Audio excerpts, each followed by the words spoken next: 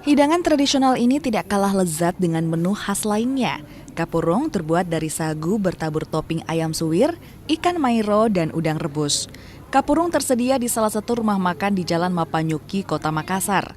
Rumah makan ini berdiri sejak tahun 2003 dan tetap konsisten menyajikan makanan khas Palopo mulai dari barokbo, lawar, dan kapurung. Membuat kapurung, terlebih dahulu sagu disiram air panas, lalu diaduk hingga jadi adonan kental. Setelah jadi, adonan dipisah dan dibentuk bulat kecil sebelum dimasukkan ke dalam air dingin.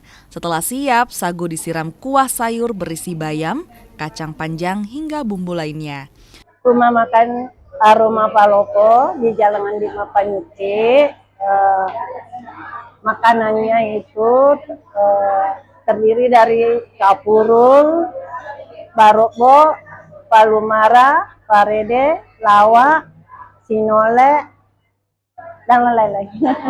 Yang andalan di sini apa? Andalannya di sini kapurung. Kapurung itu macam-macam, toppingnya ada topping ayam, ada topping ikan, ada campur. Sebenarnya kapurung ini makanan dari mana? Makanan dari Palopo. Makanan khas dari Palopo. Sebelum disajikan, kapurung diberi topping ayam suwir, udang rebus, dan ikan mairo yang sudah dimasak dengan asam. Satu porsi komplit kapurung campur lebih terasa nikmat jika diberi sambal dan disandingkan dengan perkedel jagung atau peye mairo. Satu porsi besar kapurung cukup dengan Rp40.000. Sama keluarga anak cucu.